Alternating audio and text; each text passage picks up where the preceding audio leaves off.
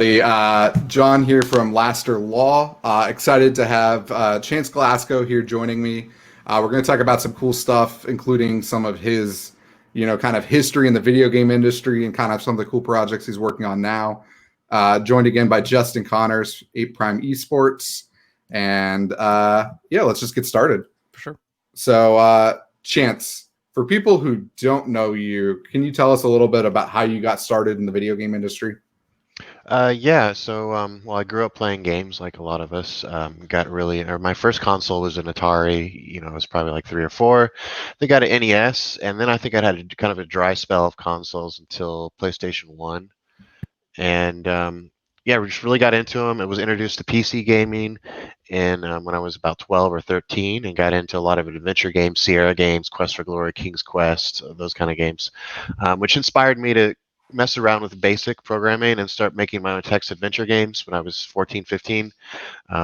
Made the Dentist Who Took Over Compton, my big hit, my 90s text-based gangster rap adventure game. Awesome. No one played it except like two friends maybe. And then I realized I had to go to, get some real education to make games. And I just happened to live an hour away from Full Sail. I grew up in Brevard County, near like Space Coast pretty much, Satellite Beach High School. And checked out the school, loved what I saw, took out a big loan and worked my ass off for 15 months and got a Associates of Science in Animation. Went out to California, had a horrible time, couldn't find any work, or at least any work worth keeping or worth taking. And then I went back to Orlando, but I stopped at Tulsa, Oklahoma, because I was born in Tulsa. Represent, by the way. And got an internship at 2015 working on Medal of Honor. I was interning for, I think, 3 weeks before they hired me. I think my first job, I was making $22,000 a year, 24 maybe at max. So not a lot, but in Tulsa that went really far, around 2001. Well, far enough for a first job at least. We did Medal of Honor. And then 22 of us left that company, and we formed Infinity Ward and had to come up with a franchise to compete with Medal of Honor. And that's how Call of Duty was formed. I was gonna say, Chance, can you be a little like what exactly were you doing with 2019? Like when you got onto the work for them and all that, what was your role? 2015? 2015, I'm sorry. Yeah. So initially, I think you guys remember the Omaha Beach D-Day scene for Medal of Honor Allied Assault, probably one of the more famous scenes in I love it ever. I did a bunch of the guys that were on the beach that were like convulsing, like really simple animations that I couldn't really screw up too bad. Just did a bunch of just like some medic stuff, guys being worked on for that scene, for that level. And then later into the project, I worked a little bit on the view models on the first-person weapon animations. And then by the time I was with Infinity Ward, that was my primary responsibility. With games like that, I mean, in the era now, we have a lot of motion capture, makes it a lot easier for these animators. But I mean, you didn't have really that back then. So what were you using to kind of for those? I mean, because I remember that very vividly, and it felt like just like watching Saving Private Ryan and all that. So what were you using for like your reference for animation, and how did you kind of dial that in? Initially it was just from my head, researching about the weapons and how they operate. But then eventually, by the time I was at Infinity Ward, we would go out. We would actually go to Las Vegas typically because we're in Los Angeles. So there's very, very difficult to get your hands on a lot of weapons in California. So it just made sense to drive 5 hours out to Vegas for the weekend, rent a bunch of weapons, hire an instructor, and the instructor would take us through the weapons. We'd have the sound crew would set up maybe like 20 microphones around the whole entire range, and we record the sounds. I'd be focusing on actually firing the weapon and operating it and figuring out how it works. And for me, for anyone that does first-person weapon animations, the big thing is how do you in a first-person shooter, the main character is you, but it's actually less than you. It's just your shoulders and down and what's in your hand. That's the main character. It's not all the stuff you don't see. So you have to find ways to put a lot of character into these weapons, right? And unfortunately, most weapons, they reload, open bolt or closed bolt. There's usually typically 2 ways to reload, 90-something% of weapons. So you have to find really creative ways to kind of show that character. So, the most obvious example would be, on an MP5, slapping down the the bolt release. AK-47, you've noticed if anyone's doing the animation correctly, the magazine goes in at an angle and then snaps in, right? Mhm.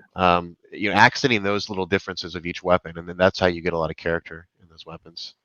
What because I mean obviously Infinity Ward goes out to be becoming one of the most influential companies over time for shooters and all that, but what inspired you guys to move? What was the move from 2019 to start 2015.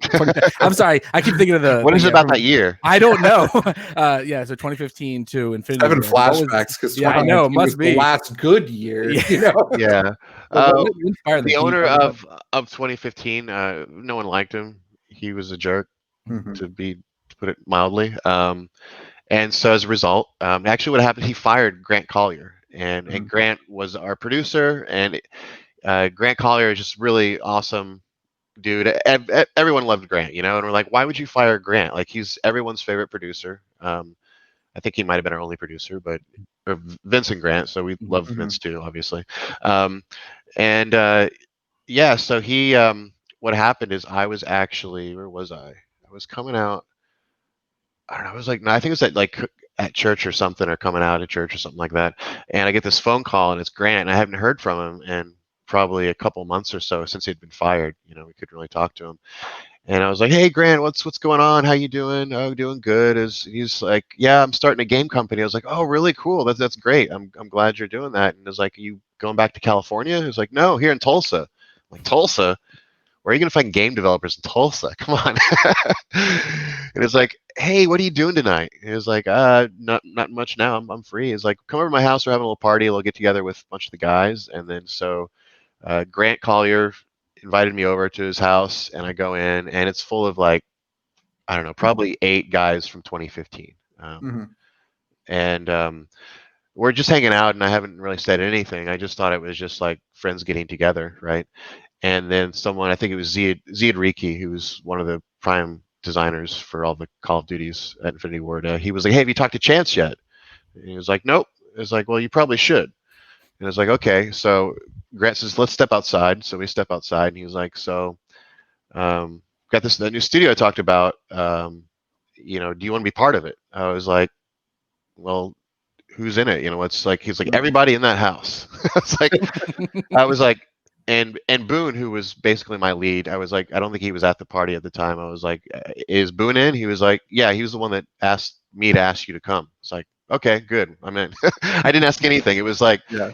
I was, about a year of experience in the industry at that point, maybe a Mhm. little bit more. And all I knew is I just loved working with these guys, and they made great games. And as soon as I saw how many people were gonna, bail ship, it was at that point, it was already like half the company. I was like, yeah, I'm going. I didn't even ask. Yeah. Mhm. I knew the people running the studio. I knew they'd pay me well. I knew they'd take care of us, and it was just a great thing. And what was really cool, well, at the time, is that we had initially hooked up with EA to do the expansion for Medal of Honor, which is funny because it's like all these people leave because EA didn't want to work with the owner of that company either. And so all these people left, and it's like, oh, we're taking their expansion from our old company. If that makes sense. Yeah. But then halfway through, this is back when EA had a big office in Bel Air, and it was like the entire DreamWorks team. It was like DreamWorks Interactive was purchased, and that was EA Bel Air, right? And they said, Rick Giolito, who was our producer, was basically, "We're going to absorb your entire company into our Bel Air office, or we're going to not pay you and stop the project." Like, what? And we're talking about a team of 22 being absorbed into a studio of like 200 developers. Like, that would destroy the chemistry. Because it wouldn't be like we'd have our own studio within the studio. It was just like throw them in there and just absorb the talent. And we weren't actually, really into that. Mhm. Um, we took a vote, and I'll be honest. I think I was one of the few people that was actually, kind of siding. Let's just stay in Tulsa and work. Yeah, I was actually like, no, sorry. I was one of the few people that wasn't. I was fresh to the industry, and so I didn't understand um, how poorly some of these Borg mothership moves can go. Mhm. That makes sense. Yeah. And so a lot of the guys with more experience were a little bit more afraid of what could happen if we just got absorbed into EA. And Mhm. so I think I might have been one of 2 people that was like, "Hey, let's just stay here in Tulsa, and we can be an EA company." But I was happy with either way. Obviously I was just kind of going with what the flow was, but obviously going with Activision was the right move. Mm-hmm. We said we pieced out from them, and Activision was like, "Yeah, we'd love you to develop a World War II franchise that would compete with, one of the biggest or the biggest first-person shooter franchises out there right now." And Activision gave us a lot more creative freedom. We didn't have business exec types telling us what to do. I didn't have the owner of the company over my shoulder telling me how to change animation. It's like, you're not an animator. What do you know? So more creative freedom. We introduced iron sights, aiming down the sight for that game for Call of Duty 1. I kind of want to take credit for the one that brought to the industry, but honestly, Red Orchestra was doing that, which was a mod. Okay. A mod for Half-Life, I think. Okay. Red Orchestra had it aiming down the sights. I think they were the first game to do it, but they were a mod. So I believe that COD 1 was the first to have aiming down the sights. That wasn't a mod, or at least for a AAA game. That's pretty awesome, and there's a lot to unpack there. Yeah. So when you guys made the jump from 2015 to the new studio, did you guys know at the time you had the EA contract, or was that something that?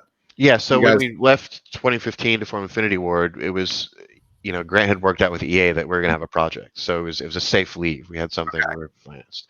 But then when we said we weren't going to be absorbed into their huge studio, they're like, okay, well, we're not going to keep doing this project with you. And they're like, okay, I guess we'll go find another publisher. And so there was a few weeks where we didn't have any income, and there was some, most of us were in our early to mid 20s, some late 20s, but we had a few guys that were like, 40 plus, that had families that needed, and so we kind of scrambled around and got a deal with Activision, and they had the rights. Let me see if I remember this.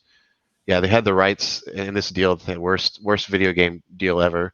The rights to purchase Infinity Ward before Call of Duty 1 was released for, I think it's $3 million. Oh my goodness. Yeah. So I as a a junior level or brand new person, I had, I think, 1%, right, which is pretty normal for a startup. And so I got a $30,000 check for the purchase of the Call of Duty franchise. But at the time I was like, this is amazing. This is the most money I've ever seen. I can go out and buy a car with this. But yeah, obviously, I think a few years later they bought that Project Gotham, Bizarre Creations. I think they paid hundreds of millions of dollars for the team that did Project Gotham Racing. I was like, yeah. But the good thing is I know that, Vince and Jason and all the core guys that went to Respawn, they worked up a much better deal with this company. So, it's all right. We got Call of Duty out of it, and that's what. Yeah, and I mean, at least for me, I think a lot of times people are asking questions about, like, how do I start up a studio? How do I get that kind of funding? And like that kind of stuff just gets glossed over, and just having the pedigree you guys had. 22 people. Yeah, exactly. It costs a lot to keep the lights on, and keep those salaries flowing. And there's definitely a lot of risks that you guys were taking once you dropped the EA deal and moved to Activision. So you can understand too how those kind of deals with wouldn't have covered legal fees for anything in the future. $3 million, for all this stuff that happened in the future. But yeah, it was I was young. I didn't have barely any experience, but it turned out pretty well. No, for sure. And a lot of those people that stuck together, obviously there's Respawn, and then Vince, I think, is over now, the head of DICE. I think he went to DICE now. And then we've got John Shiring and Drew are forming another studio. They're Respawn Infinity Ward guys. And so the great thing is, like, after this departure, I mean, so many good games have been made from this core group of people that have gone and it's mostly stuck together, but in the later years kind of gone off and done their own thing. I mean, Titanfall would have been Call of Duty. Yeah. It's one of those things where if you think about it, like in like sport analogies, there's always these coaching trees, and you kind of like get mentored by one of these guys, and then you end up, kind of going off and doing your own thing. And then you just look back and it's like that one team ends up forming those 5 or 6 other splinter teams that create some great stuff, Yeah. And one thing that worked in that studio is we ramped up very slowly. I think Modern Warfare 1, we had, I think, 70 people by the end of it for COD 4. And so, except when there was a mass exodus to form Respawn, there was always slow employment. We kind of ramped up, and we had time to, get the chemistry to gel before we hired a bunch of more people. And so, what I'll say about Infinity Ward, my years there, is the management, like the people management. Jason and Vince did such a great job. I mean, we did crunch, but compared to other AAA studios, it wasn't nearly as much. There were periods of a few months where we do 12-hour days Monday through Friday, but we had the weekends. So crunching wasn't nearly as bad for Infinity Ward as a lot of other studios have experienced it. It sounds like there's also a thing here that I feel like, and John, you probably know about this too, about like smaller studios when they do get absorbed. It's that thing of like, oh, big studio wants to give us money. All I want to do is make games, and that's how they kind of get you. Yeah. I'm curious as to, for you guys. It sounds like the thing that was important was you all had a camaraderie. You all were together with the same focus and idea. Like I said, you thought maybe you want to make that decision, but it sounds like you had to have a little bit of talk with some guys and be like, yeah, let's go ahead and do it. Do you think it's important that when you're in a smaller company, a smaller game company, that everybody kind of has the same vision, that everybody feels like they're all a part of the company? Yeah, I mean, it's as long as that comes naturally and it's not forced. You see a lot of CEOs and leadership types that try to force these things to happen. You have to set up situations to allow that chemistry to happen, not necessarily try to force it to happen. And typically in a game studio, it's not too difficult because everyone likes games, and they can talk about that. They're not going to agree on everything, but typically, if there was, say, 80% of people thinking something, the other 20% would fall in line because they understand. Yep. No, I definitely think we're also seeing a little bit of a shift from some of those kind of mass acquires that we saw almost a decade ago, where people are just trying to buy teams and make big studios. Yeah. It's almost like if you just look at Microsoft, for example, they acquired a dozen teams in the last 3 years, but they seem to be coming at it more from the model they did with Minecraft. Yeah. Where, like, you guys are doing something cool. Your culture is important. Without your culture and the studio culture of how you're doing this, if we Microsofted it, it would just fall apart. We need to let you do your thing and just keep it a little more independent. And that definitely seems to be working out a little better for them from my perspective on the outside. Yeah. I'm trying to share this stream right now, actually, on LinkedIn. I'm not seeing a share yeah. You should see I'll it share it on after. my profile, but yeah. You could share it after. Chance, I got another question for you, because I'm kind of hitting on a thing about camaraderie. Because if I remember right, and you can clear this up for me, the story for getting to Modern Warfare was they didn't want it at first, right? You guys kind of were just like, and this again, that you guys all had to come together and be like, let's make this thing because we know it'll work. Can you talk about that? Yeah. So we had worked on World War II games for longer than America was in World War II. Starting with Allied Assault through Spearhead, the little bit of work we did on that. And then Call of Duty 1, Call of Duty 2. And so we had all these ideas, and on the back burner that only worked in modern day, a lot of technology, flashbangs, helicopters, tactics, all that stuff. And so Vince and Jason went to Activision and basically pitched a modern Call of Duty. And, they pull out the charts and like, hey, look at the sales of World War II. We're at a peak. Why would you leave World War II right now? It's the hottest thing ever, right? And so this typical like creative versus business clash where it's like they look at the numbers, we look at what we're excited about doing. And with creative people, you have to kind of let them do what they're excited about doing if you want something that's good. Yep. So they said no to a modern Call of Duty, and then Vince and Jason came back, and we had a team meeting, and we're like, what if we just prototype it anyways over the next few months, and we don't tell them? We'll just have to not let them in the studio for like 3-4 months, and then we just surprise them. And that's exactly what we did. We made the what is the name of the level? I'm drawing a blank here. We're Captain Price in the Black Hawk throws out the cargo ship. Sometimes I get mixed up with the development names versus the final name that we put in the game, and so I have to learn 2 names. And so that was the level that we did, and we showed it to them, and they were kind of this big mix of upset and super excited. So so modern day Call of Duty was no-node by Activision. And that one went on to do pretty well, if I'm correct. Yeah. I mean, Modern Warfare 2, like Modern Warfare 1, we basically we're up there now with GTA, Halo, Mario, Zelda, all the big franchises, right? But Modern Warfare 2, we kind of superseded just games and went and we're just a top entertainment franchise. We beat Avatar at the box office. We were outselling pretty much every other movie as well. Although I don't necessarily think box office only, especially now, is not a very, of course, now is not a good way to determine money made from movies. But still, at the time when a lot of people went to movie theaters, still that was a pretty impressive feat. Yeah. What was the competition for? Because to pitch this thing, obviously you're changing both an IP look and a style. But like, what were you guys up against even for like multiplayer? Because this was like the emergence outside of Halo, obviously, like of multiplayer really becoming the thing that everybody started getting into. Like, what was your guys' like? What were you looking at, and what was your competition while you were making it? Well, most of our team came from a Quake background. Probably over half the team were Quake modders that were hired. Didn't work in games before, and so we've got a lot of respect for those old school FPSs. Hexen, Doom, Wolfenstein.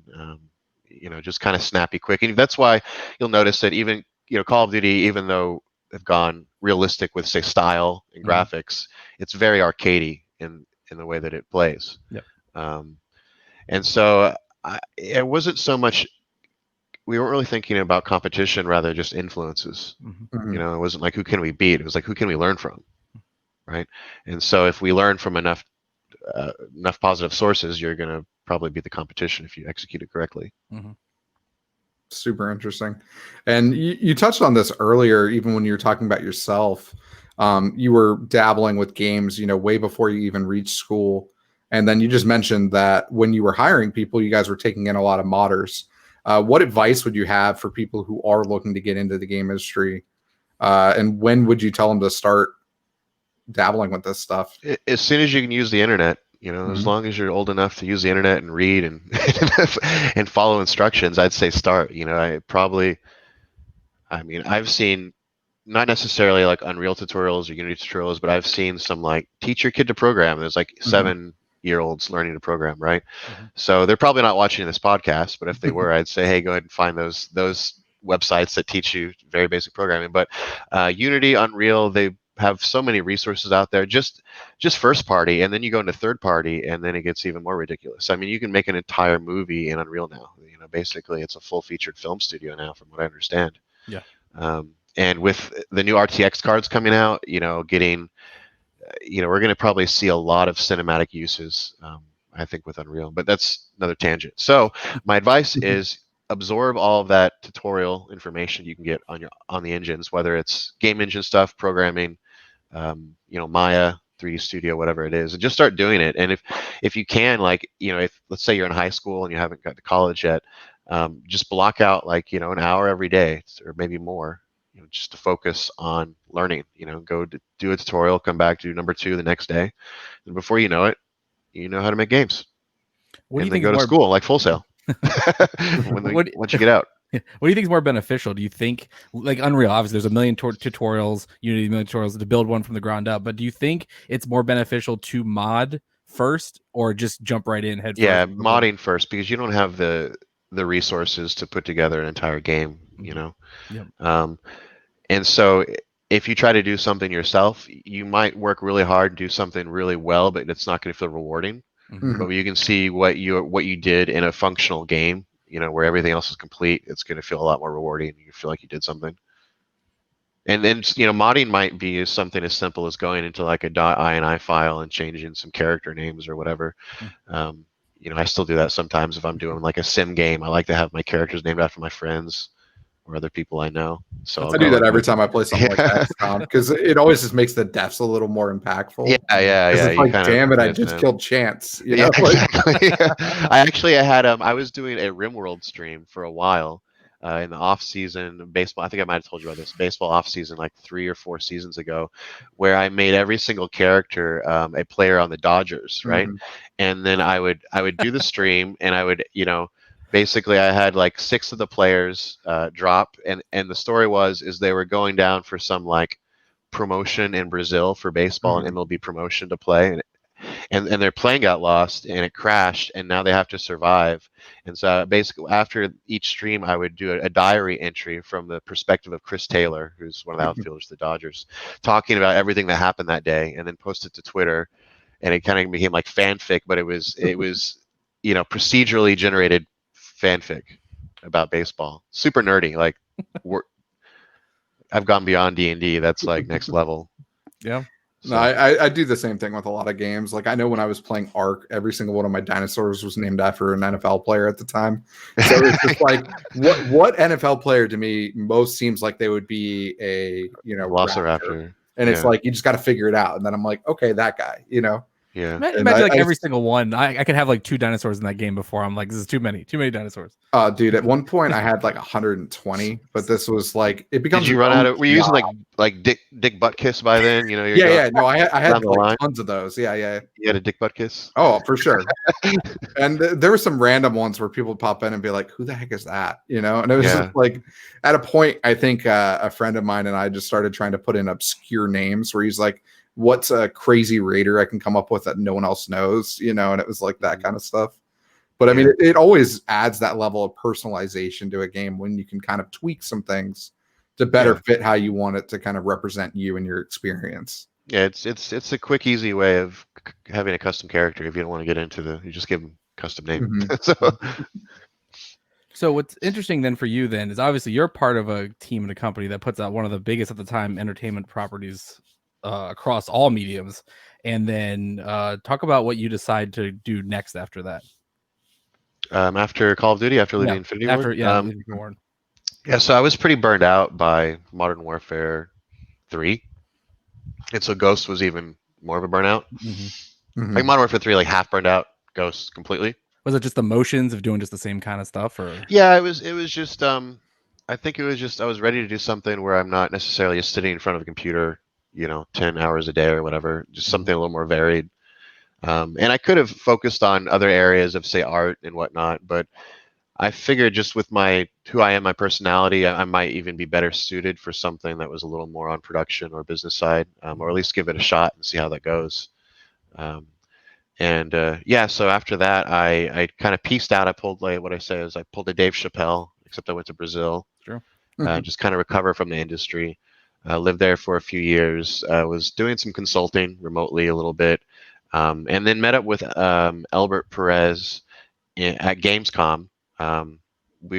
He was in Seattle, I was in Orlando, but we both knew we were going to be there. We both went to Full Sail University, not at the same time, different times, but that's how we know each other. And so we met up and just met at this. So it was actually a French restaurant in Cologne, and we just started talking about the fact that he wanted to leave HTC. He was one of the first prototypers on the Vive, and then I had already left and wanted to work in VR. And so we're like, what can we do in VR? It's like, you could teach someone, you could train people to bartend, because we were at a restaurant with a bar. I'm like, yeah, that'd be cool. And then somehow I just had this idea, like I pictured all the clientele as animals, and I was just picturing drunk animals at a bar. And I'm like, what if we kind of, what if we just made all the clients animals and you're a bear, and it's bear tender, right? So we're like, that's genius. You can be a bear in VR, and you grab the drinks, you mix it, and you get like a good score for pouring perfectly, and then you can serve it. It's a management game that is just waiting to happen. Yeah, it is. And there's been a VR bartending game. I haven't tried it, but it didn't have animals, I don't think. So, and then so basically the idea is you just have this bar full of wasted animals that you have to manage their drunkenness. If the gorilla gets really wasted, is he going to give a good tip, or is he going to punch the giraffe? Right. So it's kind of like this risk reward kind of balance. And then we realized that investors probably aren't going to go for this right now. Like, what can we make where people actually go out and buy VR hardware just to use our app? And so we were having issues because I was in Rio de Janeiro. I was literally 2 streets from favela. Not very good internet, and we just couldn't really communicate over Skype or any webcam software for that matter. And so we're like, what if we meet in VR? Albert had that idea, and what if we meet in VR and he work something together where we could communicate to each other and have some basic body language, have our heads move, and we're like, this is cool. It's like we're here. It's like we're hanging out. We really thought there was something to it, and kind of went from there. That's how Doghead Simulations was started. and did that for about 4 years and just quit a couple months ago. So what were the bigger differences for you beyond just the fact that you originally were in animation and eventually now you're starting your own company and having to do a lot of different hats between working in the game industry and kind of working more in like tech, you know? Yeah, like saying, what are the changes from before I was Mhm. doing, and then, yeah, I mean, I like the variety for sure. Mhm. Obviously, I get to talk to more people and be more personal with, and building network relationships, all those cool things. Doing more of these types of deals, podcasts, media appearances, and now that I'm with a senior fellow with Atlantic Council, I'm probably going to get a lot more of those. Mhm. Um, so I got to work on my public presentational skills and whatnot. But yeah, it's a game So, industry. People aren't expecting much. so for people who don't know, what's Atlantic Council? Yeah. Atlantic Council is a transatlantic think tank that was formed in '61, kind of a post-World War II think tank to improve Western European and U.S. relations. Now it's this global nonprofit organization that is basically involved in all kinds of different causes, energy issues. I mean, if you go to the Atlantic Council and you type in Atlantic Council experts, you'll get a list of random experts from weapons trafficking to energy to migration to agricultural, all these different experts. And so they didn't have anyone in games, and they wanted to reach, their goal is actually to reach 1 billion people with climate resilience solutions by 2018. I told them that's an insanely high goal.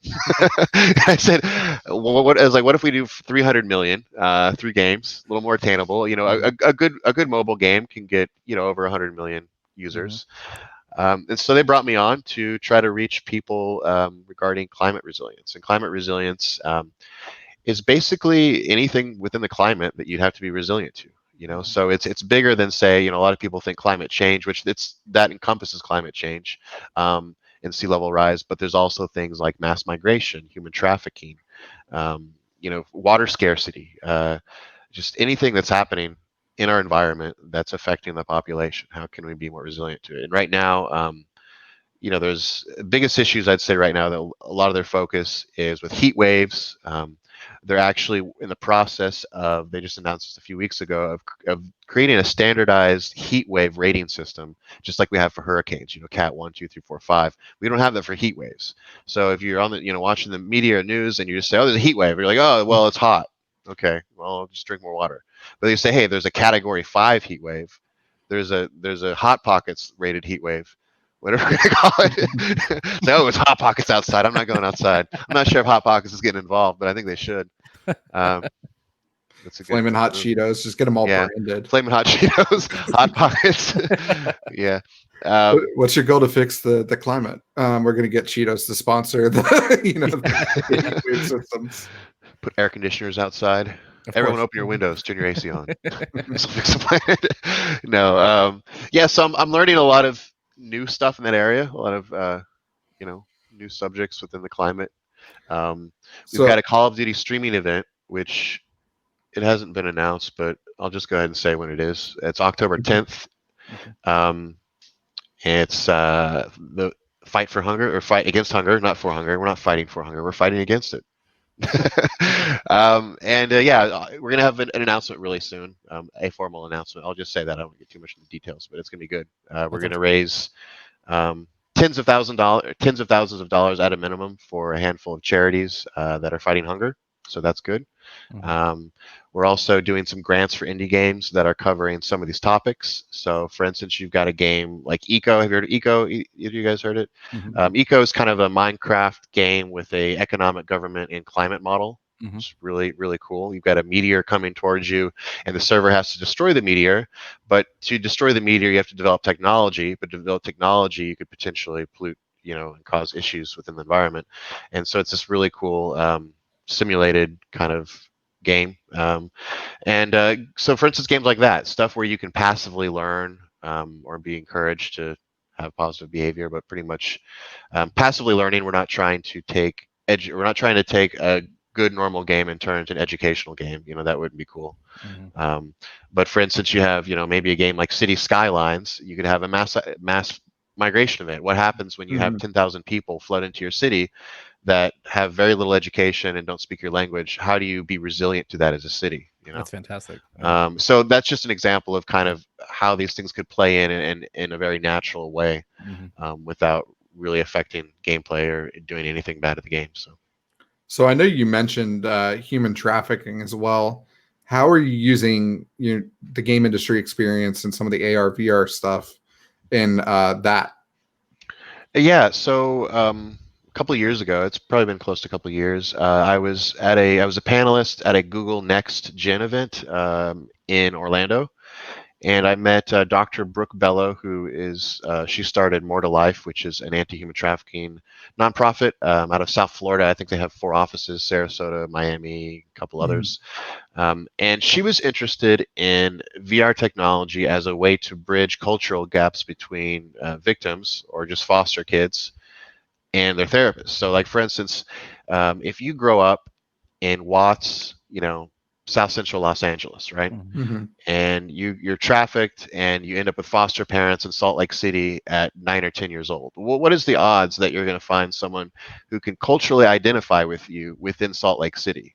Mm-hmm. You know, Yeah. so if they're in Salt Lake City, they might be getting people that grew up in Salt Lake City in more of a middle class type of environment. So Dr. Brooks, she wanted to find ways to connect the therapists with the proper, or connect the victims with the proper therapists. And for me, I had to, I knew that would work, because we know how VR works, but there was something bigger to it that she wasn't even thinking about that I brought up. I was like, I'm pretty sure if we do this, we're going to find that, not only can we bridge that distance gap, but the victims are going to be more open with their therapists. Because everything that I've seen, whether it's studies or firsthand or listening to someone else, social VR makes you feel more open. It makes you feel, kind of free. It's almost like being a little buzzed without being buzzed. Like that. Those inhibitions, those social inhibitions, are lowered, right? And we did that. And so we went down to Miami and we did a study with I think it was 4 victims with therapists, and wrote a white paper, and all 4 of them opened up with their therapist a lot sooner. And so right now we're trying to raise some money to buy some VR hardware. We're working with an organization in Guatemala, and so we want to kind of take this small test that we did and expand it in something bigger, and actually start getting regular therapy sessions for some of these kids that are in Guatemala that don't have access to maybe therapists because they're in a poor community or something. So that's awesome. Yeah, so that's kind of a side thing right now. I mean, it's not official. It's not with the Atlanta Council. It's something I started when I was at Doghead, and I'm just continuing to work on. But who knows? Maybe since the Atlanta Council, I think, is involved in some anti-human trafficking efforts. Who knows? Maybe they can somehow get involved Support in the future. some way. We'll see. Yeah. Yeah, it'd be cool just because really, when it comes to Doghead, I've already, if so I quit, right? So if it makes me money in the future, great. But I'm not relying on it for that. So I would rather just see people helped with whether it's Roomy or it has to be some other software, whatever software it would be. Right now it makes sense for it to be Roomy, obviously. It makes sense. It's something that I want to keep working on just on my own accord. That's super cool. Do you think right now, because we talked once, obviously at the time when you're still with Roomy, when COVID and all this first started, and I really thought that something like Roomy was important, because obviously now we're getting to this part where teachers are just trying to figure out how to teach students. Do you think VR is going to get any more kind of like push or investment in this new probably next year or so, or did this also slow down the progress VR was making? COVID definitely is boosting VR sales. I don't know if you can find Quest in stock now, but for the first couple of months, you just couldn't find them. Yep. They're about to announce a new Quest, which I think is going to be $299 or maybe $399. I know it's cheaper than the current one. So the current one's $399, right? So I think it's like $299 or the 256. Yeah. So Facebook is really, they're purposely losing money to get VR hardware out there. And I have very mixed feelings about Facebook and Oculus, or mostly Facebook. It's all Facebook now. Yeah. Obviously with them requiring you to log into Facebook now, which they had stated would not be something that would happen. I'm not surprised that they went back on that, but and obviously the same concerns that everyone has about Facebook and their and big data. But the good thing is they're investing, maybe billions of, I don't know how much it is, $1 billion, billions, hundreds of millions of dollars into VR tech. And Valve is doing that as well. You know, they didn't have to make the Valve Index, and I don't think they're really making money off of that either, or at least probably not much, right? Yep.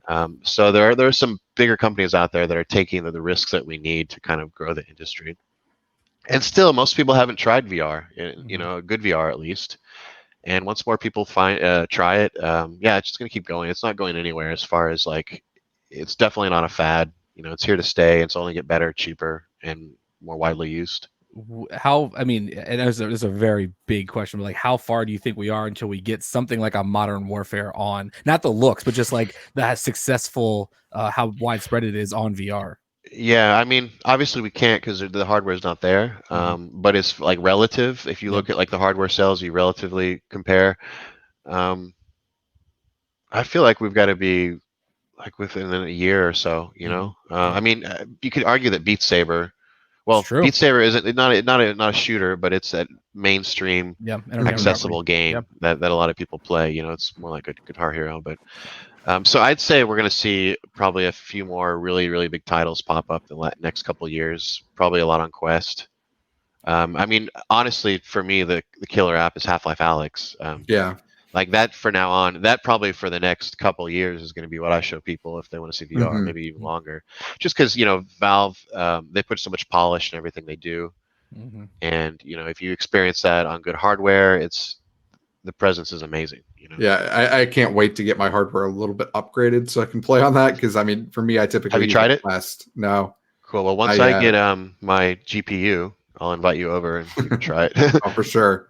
And I mean, just to take things a little full circle, it is kind of interesting that I think the Respawn guys are now making a Medal of Honor VR game coming out later this year. Yeah. So, you know, they did come back to the franchise eventually. That was just seeing that makes me, you know, part of me wants to go back into development just to work on it, you know, like full circle. Yeah. I just saw the trailer, which was showing the Rift footage. I feel like the initial footage might have been just Quest, but it's got that Medal of Honor vibe. You know, and I don't mean that as in it looks like World War II. I mean, Medal of Honor had this kind of like almost like old World War II movie vibe to it, like something that was made in like the 50s. You know, the Nazis are very theatrical, and it just has that cool vibe to it. Not the Nazis. Nazis don't have cool vibes. Just to be clear, I got to be a public figure now. Yeah, that's true.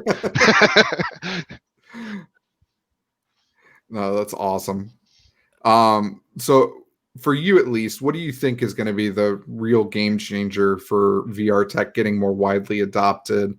Is it waiting on some of those games, or does it really just come down to the price point and availability? I think, at least for games, I think, you know, if we get like a WoW MMO in VR, I mean, the Matrix arguably is already here in many forms, but as far as like the sense of there's this world, a digital world that people are exploring that's alternate from our own. I wouldn't necessarily say that, you know, about World of Warcraft, but once you go into VR and you have a good experience made, we're going to see something that's going to be compared to the Matrix, you know, really soon. But what I'm excited about is, let's say you did do a WoW VR, right? Well, I bet you half the people there aren't even going to be into fighting. They're just going to be running their shop and talking to patrons, right? They're going to be the blacksmith that picks up the hammer, you know, takes their metal that they've been gathering, you know, their super rare metal that they've been getting loot drops off of for like the last 2 months, and they're going to play that out, and they're going to sit there and hammer it together, you know, put it in the fire, put some gemstones, make the hilt, inscribe their name on it, and they're going to sell it in a store. Like that's going to be amazing. The real RPG, yeah, for sure. It will be amazing. Yeah, and I mean, I would just do that all day. I just make swords all day. It'll get real interesting if you ever hit a point where there's, you know, kind of those blockchain kind of currencies in a game like that, where you can literally make money, you know, by just crafting new armor and then handing it out and be like, all right, I'm going to go buy a pizza with this, you know? I paid for a lot of my ramen in college playing Asheron's Call and selling items on eBay.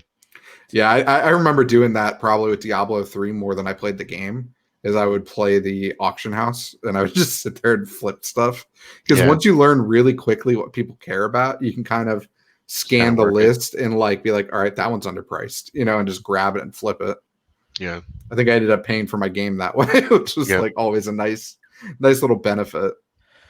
What do we think about just because I'm very curious about the future of VR. Right now, it doesn't seem like too many, unless I'm wrong, please correct me, that too many of the bigger studios, the publishing studios, are into VR. Like, it seems to be a lot of the fringe are really pushing It's on because it. the money's not in it for them. You know, like most of, or I don't know if most, but a lot of the big AAA projects in VR, it's because Facebook gave them money. Because otherwise, you know, why make something with an install base of, you know, 10 million if there's something with 300 million, right? And so it's just a matter of it's kind of a chicken and the egg, but they're slowly like getting up there where it makes sense to make a AAA VR game without an extra investment. Yeah, it's interesting because, like, you know, obviously Valve was lucky enough that they had so many successes and continue to have cash grabs like, you know, Dota. They can take the time they want to release something like Half-Life Alyx, you know. I'm always curious to, like, who's going to be the other studio that goes, okay, let's work on this VR game for the next 5 years and just see where it comes out, you know. Yep. So, yeah, I'm hoping that someone takes a big investment and puts it into an MMO, you know. Yep, for sure. I would love to play a WoW MMO, you know. So yeah, I think it's also WoW it's going to be Skyrim port. That's what's going to be. Skyrim. Just gonna pour Skyrim It's again. another Skyrim port. Skyrim for the fridge on your VR headset. No, I think it's definitely one of those things where, with the fact that the tech is moving as quick as it is, it's kind of hard to hit a moving target too.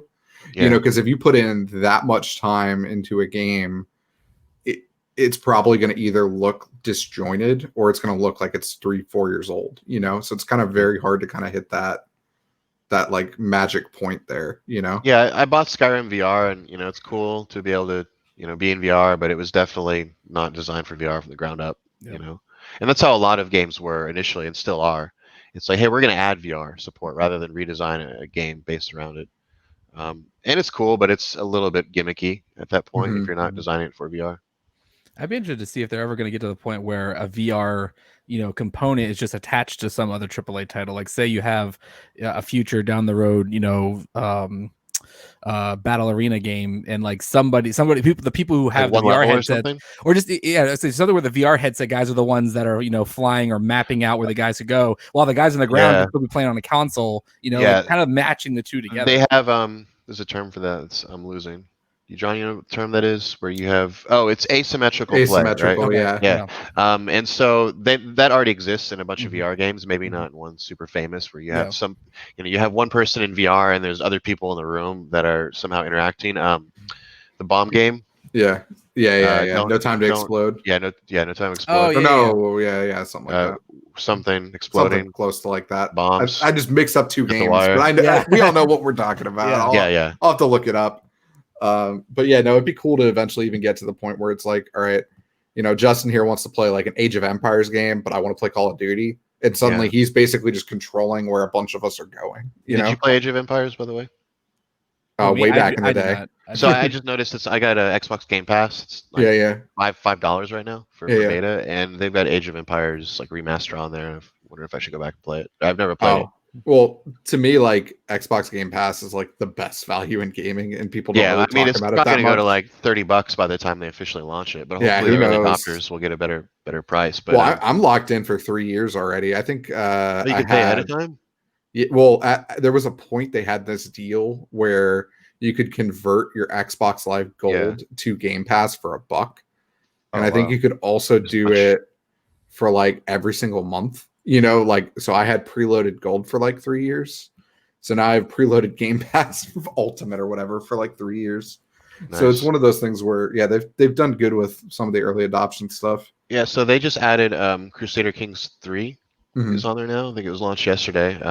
I've tried to learn Crusader Kings 2 like 20 times. I don't know how many times. And I don't know.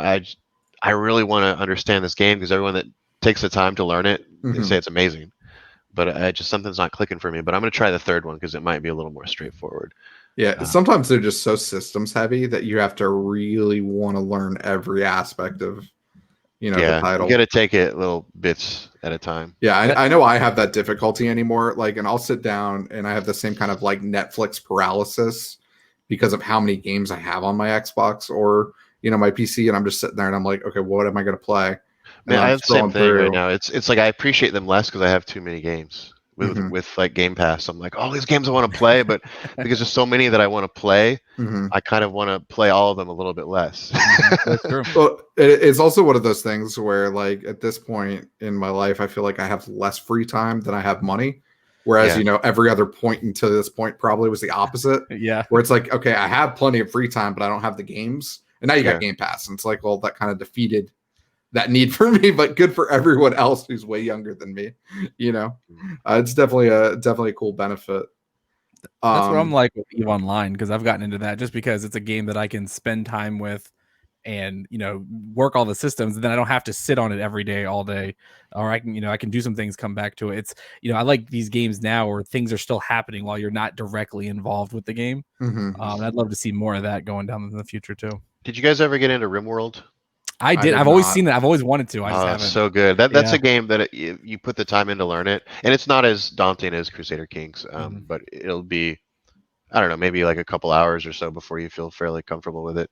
But that to me is maybe my favorite game of all time. I've put over 300 hours on my peripheral for the longest time, and I'm like, I'll play it one day. I'll play it. And I think a lot of people skip over it because it doesn't look good. It's not visually very appealing. You get used to it, and it just kind of becomes more charming than bad looking. So, but just I love procedural games where all these mechanics. There's so many procedural mechanics.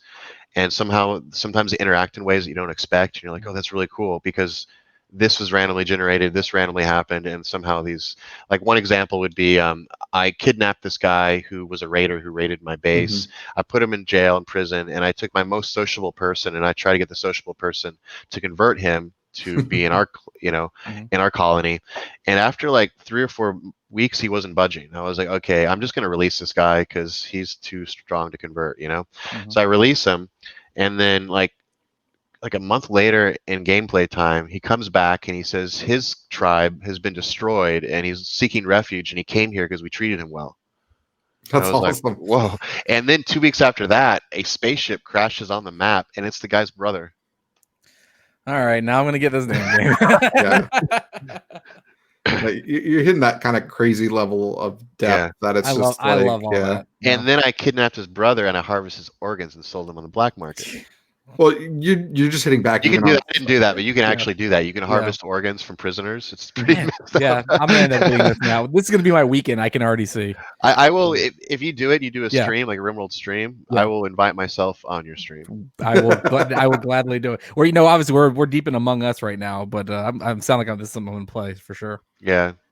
Well, you're just even reminding me of some of the games you were talking about when you first started, about the games that got you hooked.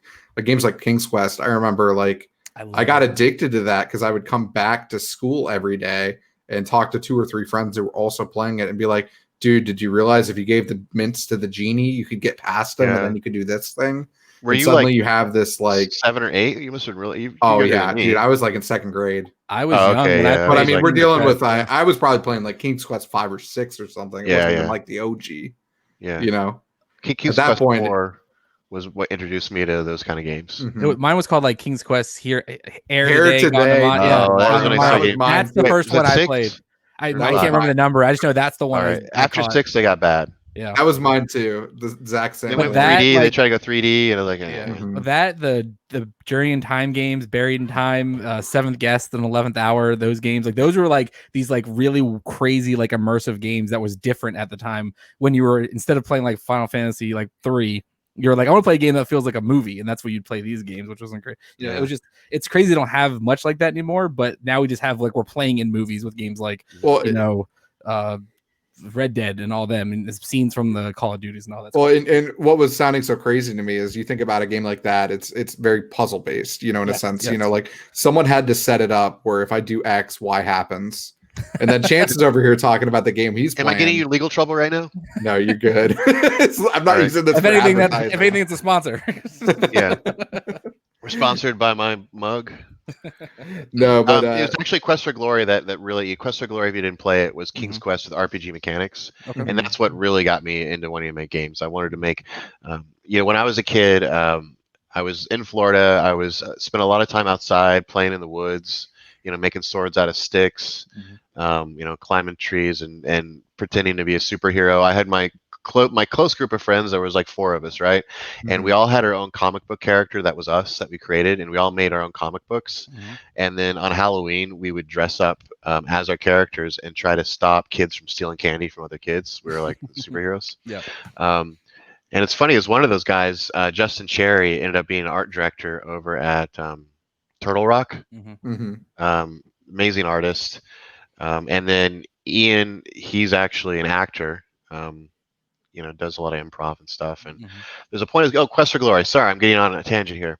So Lori and Corey Cole were the creators of that game, and I wrote Lori Cole a letter when I was a kid saying how much of a fan I was, and I wanted to make video games, and what do I need to learn. And she wrote me back like 2 or 3 times. And now we're friends on Facebook, so that's cool. But it's just take your time, especially if you're already an established developer. And I need to tell myself this more because, pretty often I'll get contacted by, students and whatnot, that your little bit of help, which seems just like meh to you, is a way bigger deal to a lot of people. No, for sure. And I mean, even just for me, I remember I was part of like the Xbox MVP program. They'd fly me up all the time. One year I got to sit down with like the head of legal for like the gaming division and just ask him questions for 30 minutes, and it's just kind of one of those things where that is impactful and you definitely remember it. It's one of those things where 30 minutes of his time goes a long way for me, as a student who's kind of trying to figure out where I want to end up after I graduate, and what areas of law I need to be learning, where I need to be kind of becoming an expert, and like, I still remember to this day, he's like, dude, privacy is where it's at. If you want to, work in anything, gaming or tech or otherwise, figuring out all of that stuff is going to be, the next 5-10 years of, everything, Speaking of, some legal stuff, there's a podcast, I think it's called Game Development Unchained, I believe. And they had to get their last podcast guest was a lawyer, in I think San Francisco, talking about user created content and all the legal hassles that is. So that's a good listen if you get around to it. Oh, for sure. Yeah. And I mean, there's so many pitfalls that people fall into. It doesn't even matter what we're talking about, but you start getting into user generated content, you start getting into outsourcing your art, especially to other countries. You start getting into even just like fan submissions and stuff. If you're not handling them correctly, there's a lot of problematic nature to it. They're talking about, what happens if you have, you allow for user generated content, but then someone creates Mickey Mouse. Who's at fault? Is it the game or is it the developer? Is no one at fault? So it's really complex. No, for sure. Especially because it comes down to like that distributor publisher liability kind of exemptions and stuff.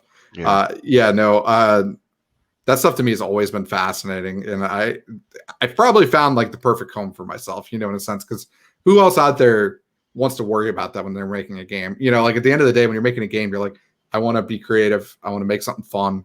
I want it to be awesome. I don't want to have to stress that stuff, so that's why people like me exist, to kind of answer those kind of things. Yeah. I remember, this has changed a lot.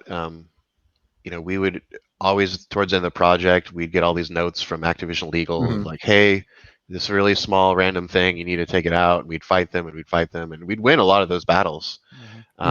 But now I think it's just like every little Easter egg you put in. I'm talking about Easter eggs that really affect anything, like a serial number on the side of a gun. That's someone's birthday. They want you to check it with legal or something, right? But that makes sense. I mean, there's so much money in games that, you have to think about those things. Well, and you see lawsuits all the time, was it the Big Fish one or whatnot that just went down where they had the gambling kind of settlement or not for like 120 million or something, I think literally 2 days ago. It's crazy. And then now with the Apple Epic thing, what do you think of that, John? The whole I think it's going to be interesting because it's one of the first times I think we've really had somebody challenge on almost equal enough footing to challenge who isn't also doing it themselves. And what I mean by that is like, why would Google challenge Apple? They're doing it too. Microsoft kind of a little bit, Sony a little bit, some of the other people. I mean, there's definitely a huge difference to me personally with the idea of like Xbox and Sony are selling their systems at a loss. They're building all these features into it. They're spending a lot of money on the ecosystem and all that. And is that still true about Apple? Yes, it probably was originally, but is it still true? you know, because then at that point it's like, and I mean, this is obviously kind of the epic argument, at least, you know, we're paying 30% for payment processing. You know, whether or not that's a fair assumption, that's going to come down to, you know, judges and stuff. Yep. But we'll definitely see where that goes, because I think it's going to be super interesting. But at least from my perspective, you have to give them some props for the way they unfolded, like the drama behind it, just in the sense of they'd already prepared that animated short. They'd already prepared, you know, the brief to file everything. So. They knew it was happening. Yeah. And I mean, if you even just kind of listen to some of the hearing that the judge had, and it's just sitting there and she's like, you guys clearly knew you were doing this because you had the animated thing ready, you know? Like, it's hard to kind of claim like we didn't expect it, you know? So it's super interesting. I'm going to be kind of fascinated to see where it goes, because it could be a very impactful, you know, case moving forward, you know, especially because, again, you know, there's antitrust can just get crazy when you kind of start to think about the ramifications of what could change because of it. Yeah. You know? Well, good luck to Epic. Yeah. Not that I'm picking sides. But awesome. Thank you so much, Chance, for joining us today. I really do appreciate it. Yeah, where can people find you, and is there anything you're working on that you want people to support? So you've got my Twitter account right there, lower thirds. Find me on Twitter. If you're, you know, business stuff, search me on LinkedIn. And chanceglasco.com. You can go there. It's pretty bare, but, you know, bookmark it or something. And contact me if you guys need anything game development related. You know, I like variety, like I said. So whether it's production, whether it's staffing, my main focus right now is working with companies and organizations that aren't games at all and don't know what they're doing, but they want to have either a game or they want to be involved. That's my main focus. I think there's a big market in that right now. Now that games are becoming more and more part of pop culture. You know, where we're almost to the point in like 20 years, we'll be at the point where every single person alive has grown up with video games, you know, maybe less than 20 years, give or take. So yeah, that's going to be a big industry, and the game industry isn't going to stop growing. I mean, it's not going to stop growing at all, but it's going to grow exponentially for probably until every generation is into them. So yeah, so to answer your question, I already told you, Twitter, LinkedIn. Thanks, guys. Awesome. Yeah, thank you again so much. And we will be back next week. I'm not exactly sure who our guest is going to be, but I'll have that confirmed, you know, hopefully by Monday. So we'll find out. We got a couple in the works and just kind of figuring out the slotting. But thank you guys so much. And I'm also going to get this up on iTunes and YouTube, I swear. Just remind me, Justin. I got to get that going. We'll get there. Podbean also, so I can. Yeah, exactly. We'll get there. All right. Thank you guys so much. Appreciate it. Thanks, guys. Good to see you. See you soon.